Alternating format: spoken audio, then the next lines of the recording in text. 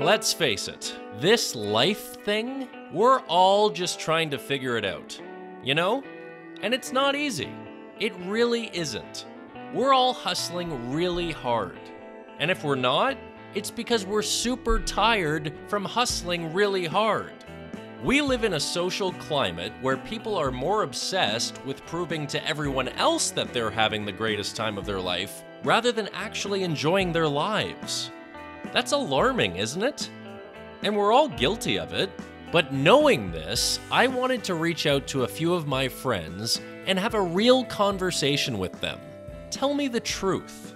How are you really feeling? Open up to me. Be vulnerable. It's okay. So let's begin. In this segment, I want to introduce you to some of my friends. Here's my friend Greg. I met him in university. Look at how handsome this guy is. It's stupid. He's also a very talented camera operator working in the television industry, but he's considering a change. So Greg, where would you say your head is at?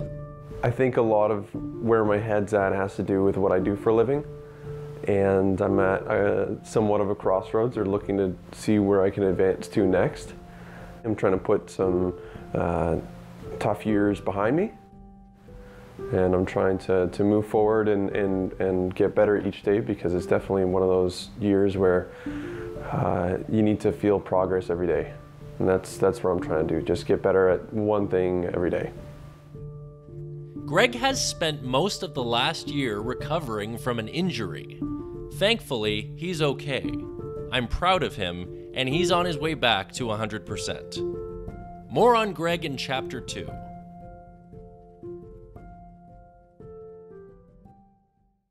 Next up is my friend Jen. I met Jen at the airport. We were both waiting in a ridiculously long security lineup and just started chatting.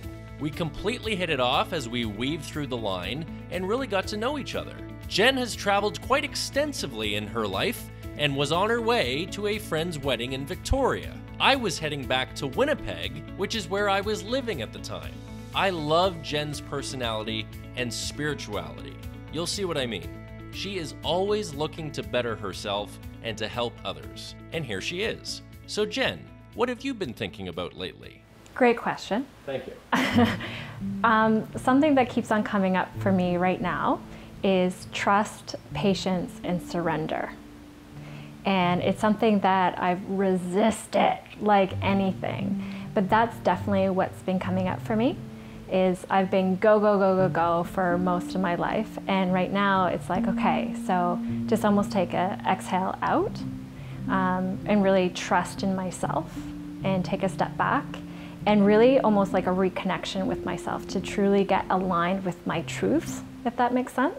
Would you say anything specifically caused this? For sure, exhaustion, absolute exhaustion. So just, you know, like one of my biggest mentors was probably Tony Robbins, and he's all about achieving, going and going and going, and he's achieved amazing things at a cost. And I definitely experienced that cost of just pure exhaustion. And I just got knocked off my feet.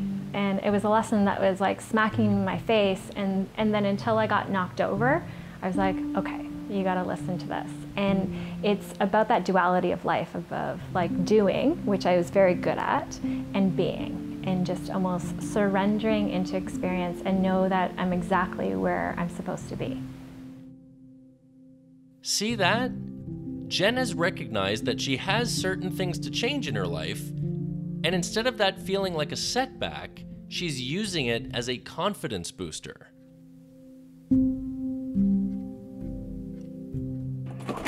Which brings us to Jessie Lou Tongio, which I believe is actually Jessie Lou Tonio.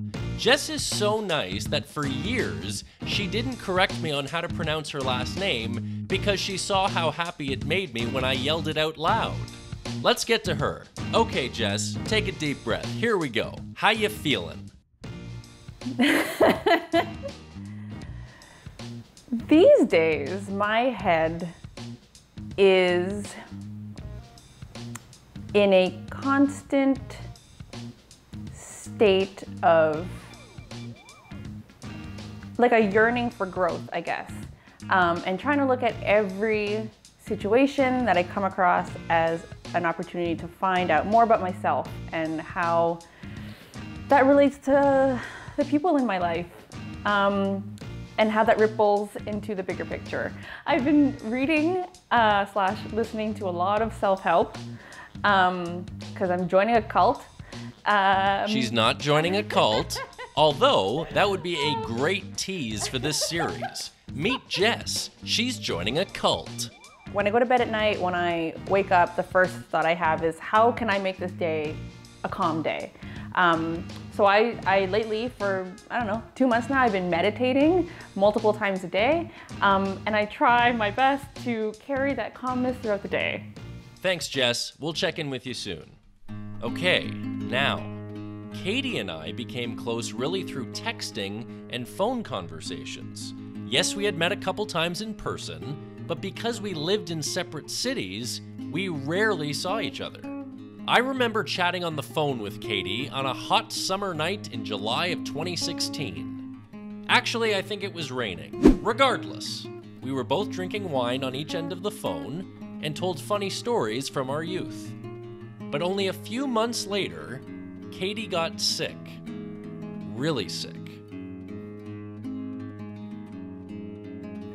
Okay, so while I was supposed to be graduating school, I got sick, found out that I had cancer. So dealing with that on top of dealing with the stress of school and finding your career path, it's jarring and it was shocking. And I feel like now I'm picking up a lot of those pieces emotionally. I went to the doctor's appointments alone because I thought I was fine. And it was taking it one day at a time, that's what I had to do. And now I feel the experience as a whole. That puts you in not a dangerous headspace, but it can be dangerous. So that's kind of where I'm at now, is learning to lean on people and be vulnerable and collecting myself after going through that. So Katie, did you have any genuine moments of laughter in such a serious time? Yeah, that's how I laughed so much in the face of adversity, because that's the only way I know how to deal with that. My mom flew here the day after I found out I was sick, and we said about 40 different times, I don't think we're supposed to be having so much fun on a serious trip, because if you can't find laughter amongst serious things, then I think you're doing it all wrong. It's hard enough to deal with adversity and with going through kind of hardships in your life. But if you can learn to laugh and find shining moments amongst the dark clouds, I know it sounds super cliche, but that's something that brings me little moments of joy, even though my overall well-being isn't necessarily great. Next up is my best friend, May. There's no one like her. The kindest, most hilarious person you'll ever meet.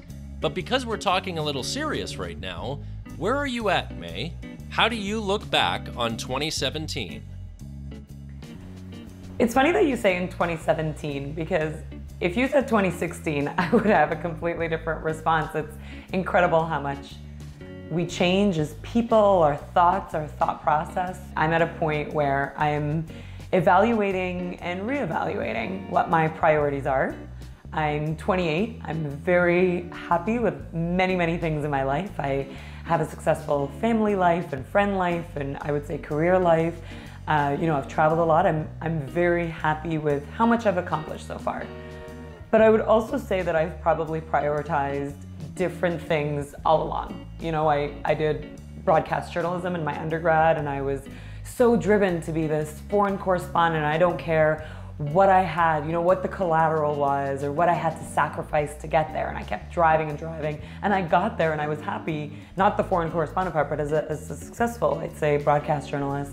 And then I was like, okay, but there's more I want to accomplish. So I went back to school, did international affairs and economics, and then started working in politics and government, and I did that, and I'm really happy with that. But again, I'm questioning, is this still my priority? What is my priority? So I would say, in the current state I'm in, I am thinking about what I want my priorities to be, what I want to spend my time on in the next 3 years, in the next 5 years, in the next 10 years, And at 28, I'm gonna be far different than 38. And while I think that where I will be at 38 is going to be very different, the choices I make today and the path I pave for myself today will severely impact that, positively or negatively. And I can genuinely say that I'm at a fork in the road and trying to figure out, not even a fork, all the roads, all the paths, not even a fork, all the forks are in front of me, and just sort of thinking, if I take this path, where will I be? If I take this one, where will I be? And that's okay. And I hope to look back one day and say, man, I was there and I did it and I went through a hard time and I'm living this journey and it is a journey, and it's okay to stop sometimes and reevaluate. And now a man named Todd. Todd, I love you. Where's your head at these days? Good, so let's start off slow. That's a great idea. Jeez, Mike. Starting off with where my head's at these days. I guess just turned 27, so hold your applause. But that has been kind of like my, it's my revelation year, you know, the one where like, it's all been fun, but now I'm like closer to 30 than I've ever been, which is, you know, something that everyone can say every time. But this one's hitting me, so my head's been a whole lot of like, where can I go in my life? What can I do? What do I want to do? Because right up until now, it's just been like a mad grab for whatever you can possibly get your hands on. So now it's more of the foresight, I feel, looking into the future. If I can answer your broad question with a broad answer. Thank you, Todd. You're such a character.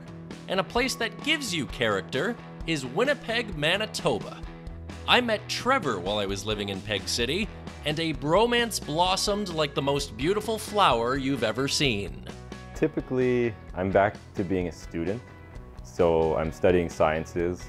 I would say most days that's a lot of what I'm thinking about, chemistry, biology mostly. I've also started a blog, which I've used sort of to chronicle that journey.